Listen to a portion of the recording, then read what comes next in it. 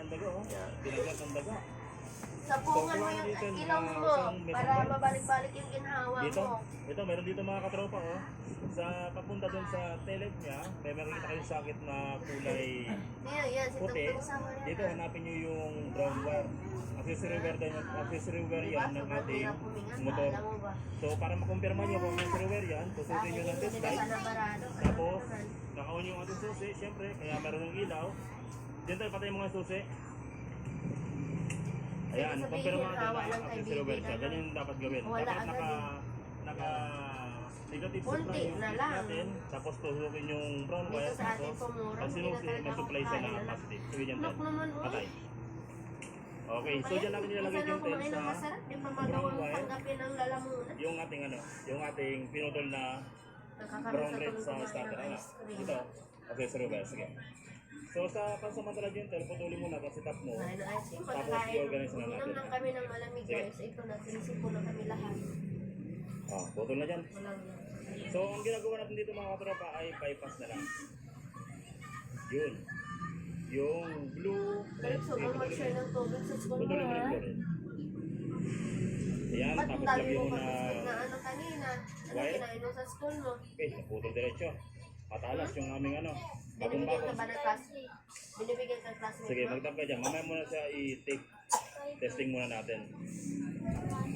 Madalas kasi kapag error 1, Inom madalas maraming na tubig, napagbibinangan pag lalo na para kapag sa testing iyo lang wiring, yung baon mo, yung ha? computer box na. Pero ito, totoo naman talaga na may sira yung computer box kasi yung blue red, computer box yung nag-supply dyan para mabuhay yung ating starter relay. Ngayon, ang nagiging problema is si computer box, nawawala yung supply niya papunta rito. Kaya instead na magpalit kayo ng computer box or para makatipid kayo, ito yung gagawin natin. Magpapapas tayo ng wiring papunta sa accessory wire. Brown Okay. wire. Lipat mo. O ilagay mo sa accessory. Yung brown wire natin, pag yan maka-accessory yan. Ano yan? Ano ba music? Honda naman, light brown. Ano yan? May naan mo yung dark brown. brightness, ha? Light brown ang ano. So kaya mga katropa, meron dito dalawang brown. Meron dark brown saka may light brown. Yung dark brown, ayun yung signal light natin sa kaliwa.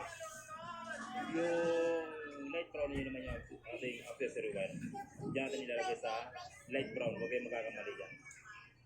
Sige, tap. Tapos ilagay natin yung starter relay. Mamaya muna yung tape. Testing muna natin. Kung it's alive na yung motor niyo po. Okay? Starter relay niya, ilagay mo. Saan yung starter relay?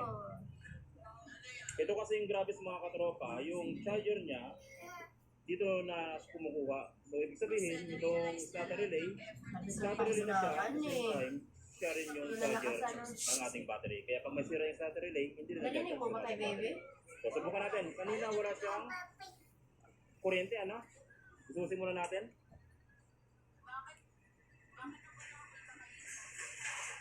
Oops. Tignan mo.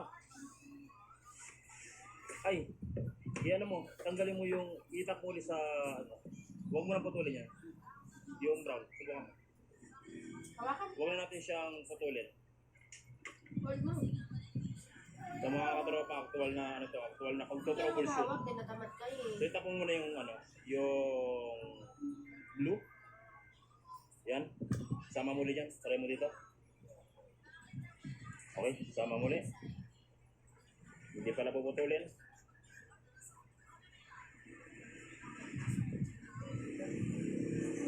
Hold mo na. Bakit no?